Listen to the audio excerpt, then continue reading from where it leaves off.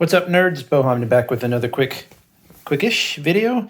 Today I am looking at the new battle type armored puppet. Armored puppet is, I'm not sure, makes it 57, 1/24 scale. 57 makes some other stuff you might be familiar with. I'll see if I can link some. I'll try to link to their site and stuff in the description. But they make these really fun little robots. They're not too cheap. I just grabbed mine off of eBay. I usually grab them from some people in China, I believe, or Korea, I can't remember. And so I think I want to spend 20, 25 somewhere around these for these. So for one, it's not really that cheap, but you do get a ton of extra plastic. You get some other goodies. And I'll just link, like I said, to their site. This is definitely a good company to check out, 57. Let's get right to it. Basically what you get is this one I've done a review of before. This is was the lifter model, the model that basically acted kind of like a lifter in, see there's the lifting arm, and that's the regular arm on the left side. You get that cool yellow armor. You also get a clear armor with it. And I want to put this to the side real quick because I want to point out that you also get, with every one of these, I've gotten this little stand here. So half of that's one stand. So you get that one with that one, that one with that one. You can stack them, you can combine them. I cannot speak enough about the need for companies to include little stands or whatever in their kits, even just basic stands, because then you have a display. Not only that, but you have a part that you can use for other stuff. And it just adds to the value of it. You get a whole bunch of extra parts with the stands here, and I'll show you those. And I've got a third armored puppet down there, the ninja-looking version that I'll be reviewing probably next Friday or so, next Tuesday or Friday. And it is going to come with another one of these stands. So in a way, I almost want to buy the kits just because of these stands. It just opens up so much display chances for display, that you normally wouldn't have. These are, I think this was an addendum. I can never say that word. An add-on set of instructions for extra parts. I'm not real sure because it's kind of loose and separate from the standard instructions. But it's really a basic, really simple kit to build. One of the only problems you're going to run in is, for example, this part right here, which goes right here. Those parts that you can see, one's missing there.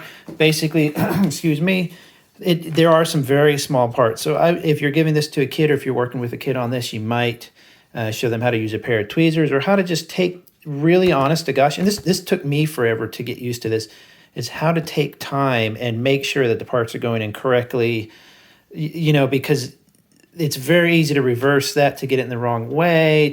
One of the most common things is when building the legs, or arms or legs or something, that it'll show you how to build the left one and then show you how to build the right one, and they're often on the steps are often on top of each other, like here, for example, left arm, right arm. If you're not careful, you'll read it. If you're just listening to the radio or looking at something else once in a while, like I was doing, you'll get mixed up, and then you end up going, wait, why does that arm feel a little bit, I had the arm bending the wrong way and stuff. So just go slow in any of these 57 toys, and you should be fine. And then you get all these other options for building it. But let's take a look at the robot here. This is, what did I say here? The combat battle type, which I guess just means it has more armor on it, comparing it to the regular dude here. So you can see he's not really much bulkier, he's not taller, he's just got more armor and options for that. Then of course you got, I'm not a gun person. I always usually, just toss the guns and weapons into a pile. Not a pile, I have them organized into shotguns and missiles and whatever. But, I do like to have them in case I ever need them for a project or somebody else does. But he's got this giant backpack, which is a little bit much. I'll take that off here in a second. But it has some neat little gimmicks, little, armor folds down. I guess that's armor. I'm not sure if that's, top secret stuff or whatever. Then you have this section here, which is also armor. Asymmetrical look is fine to me, although maybe I forgot to put, maybe I had an extra wrist armor on there. I'm not sure. Maybe I forgot to put a wrist armor over here. But, it's asymmetric. You got a couple choices on the feet. They have these kind of rope, multi-terrain kind of feet hanging out on there. But you also get the regular ones like this. And, of course, you can swap parts as well. So it's just a fun system for building little robots. One of the things that's funny is I have just fallen in love with this size 1/24 scale, or just really 4-inch, 3-inch, 5-inch, more of a figure type of build instead of a gunpla model or in some cases the Hexagear, which are great, but they're just so huge. They take up a lot of room, and frankly, it's not that I don't have the room. I have plenty of room, but I don't want to run out of that room. And you know, room, shelf space, and all that is not infinite. You know, you do eventually have to be concerned about that. And the more I'm getting into these little guys here, the more I'm going, man, these are so cool because they just don't take up any room. Like I could have 30 of these on one shelf, where normally with some Gunpla and some other big kits, like a Hexagear, I might have 4 or 5. So it's just, I'm kind of falling in love with these guys because it's so much more convenient. Also, I really like the small size. I've ever since I was a kid, I always enjoyed smaller kind of handheld figures and stuff. There was a few kits back, or a few toy lines, I should say, back in the 80s and 90s that had these options, this size. And so I've always kind of enjoyed that. But I kind of wish I would. I was telling my wife today, it was kind of funny. I was hoping I had gotten into the smaller size originally because I would have saved, maybe not money, probably would have wasted more money, but would have saved just a ton, just a metric ton of room. I'll take this little backpack off here. I thought this was kind of cool. You get this little back. Let's go ahead and take the gun off as well. But you get this cool little backpack with a couple of options. And this one, you can pop him out, and you get this little, if I can get him out of here. How do I get him out? There we go. Get this little, it's like a drone. It's more like a walking drone. Let me see if I can, because I'm watching the camera as well. There we go. Bend those down. Pop these out. Sorry, I'm always messing with my camera lineup. So you got this, and then you pop this forward, I believe. Sorry.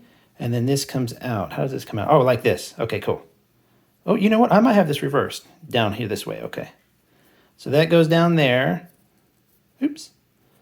And so you've got a little drone, like a little walking bot. Oops. My goodness.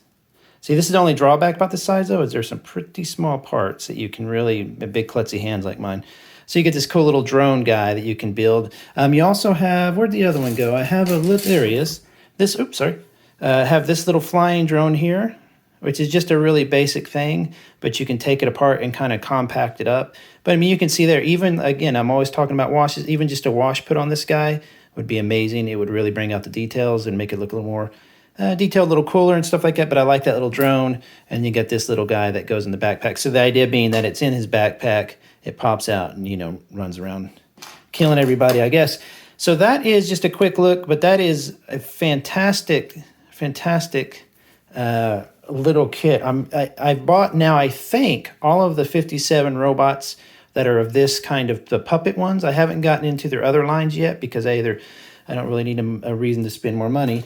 And on top of that, you get not only the new hands, you get a whole thing of hands. You get this with each robot. So you get 10 hands with each robot.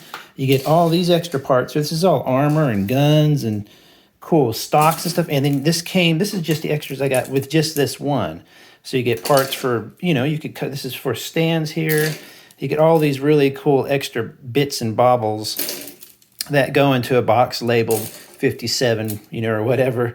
And then if you ever want to, you can build just additional little variations, or heck, you can use these in other kit bashes. You can use it for Gunpla, for, you know, for scenery, for whatever.